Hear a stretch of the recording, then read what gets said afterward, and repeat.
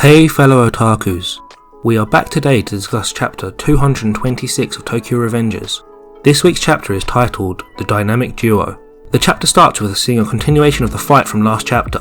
We see Kaku first charging through the fight as he's trying to reach Mikey. He then questions why Mikey is not making any moves as we see Mikey just standing there, staring at the brawl in front of him. Sanzu all of a sudden appears from Kakucho's side and hits him over the head with a bat. He proceeds to say, "No matter how strong you are in fights, it'd be much easier to use weapons, you know." Sanzu is then struck from the side by former Tenjiku's Heavenly King, Ran Haitani, who says, "Ooh, easy indeed." We next see the Rokuhara executives of the former S62 generation charging through the battlefield, taking on members of the Kanto Manji gang and Brahmin alike. We see Mochizuki charging through saying, "What's wrong, Kanto Manji? This isn't very challenging." Before we get a great double page spread panel of Waka, Benkei and Takemichi, who are staring down at South. South says, "You've defeated 100 of my members. The greatest duo lives up to its name."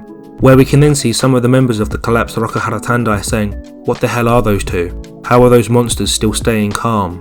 We then panel back to Senju and Takemichi. Senju begins to say, "Benkei and Waka, before the first gen of Black Dragon happened, those two divided the Kanto region. Kanto used to be divided into two parts, the east and the west. On the west side of Kanto, with 600 members, a gang named Ragnarok controlled the nation's biggest gang. Their leader, who once walked through the aftermaths of a battle soaked in blood, was called Red Cliff, Arashi Keizo. And to rival Ragnarok was their counterpart, where 12 eastern Kanto gangs merged together to make Kodo Rengo. And leading the gang was a man who was feared and was named the White Leopard, Imaushi Wakasa. Takemichi is shocked by this revelation, saying those two were that big. And to be fair to him, this is a very huge revelation to know. The information that we're getting in the background about the former members of the first gen of the Black Dragons is just proving to be epic drop after epic drop. And although it's been handed out either side of tragedy, outside of action, and outside of other facilitating factors, it's just been a joy to be getting this background to the world that we've been missing and we would expect somebody who was part of these gangs to know. But obviously as we're following Takemichi's story and Takemichi was never really a part of that world, it makes sense why he never knew that. And that's why we get the joy of learning alongside of him here. But back to the chapter. Senju continues, "The two gangs feuded aggressively, but the person who managed to combine the two teams together was a man who no one knew about, Sano Shinichiro. And so the gangs in Kanto became reunited. As Takeyomi has always said, there's no mistaking that the toughest brawlers in Japan are those two." This is a really great drop, because what we know historically is that Shinichiro never was the strongest. He is somebody that everybody sees Takemichi's reflection in, somebody who kept trying and kept growing and kept having this draw and charisma that pulled people to him, but was never the strongest fighter. So to learn who his two top executives were, the two strongest brawlers in Japan at the time being Wakasa and Benkei, and the two gangs that they led and how they fell in behind Shinichiro to create that first generation of Black Dragons is just a great drop. We then get Benkei say, "I wanted to save some energy for when we reached Mikey, but I guess we don't got a choice." Before Wakasa says, "Don't let your guard down, South is on par with Mikey's strength." We then get this huge panel of South screaming, "Vivo! Come at me, legends!" And Wakasa and Benkei shout, "Bring it on!"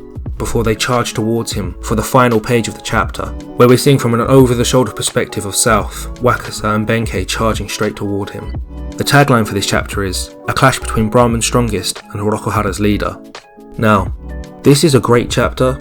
It's hard to follow up a chapter where so much has been going on, like what happened in 224, everything that happened with Draken. So 225, although it was very strong, it just obviously is going to feel like it's missing something. But regaining that flow in 226 was key, and I really think that that's been handled really well here, and Ken has done a great job of bringing us back into this moment. However, I do have an issue with this chapter.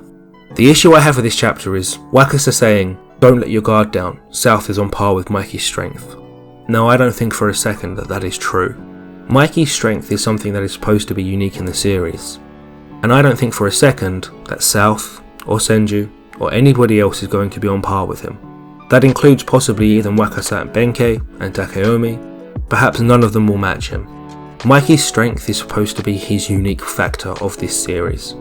Whether or not that is the truth and there isn't something else perhaps more unique to Mikey, something that I'll be discussing in a video soon, that remains to be seen. But for now, I think that this line perhaps is going to be revealed to be not true in the not too distant future, perhaps in only the next chapter or two. But these are just my thoughts on this week's chapter. Please leave your thoughts down in the comment section below, and don't forget to like the video, hit the subscribe button, and click that notification bell. Peace to all.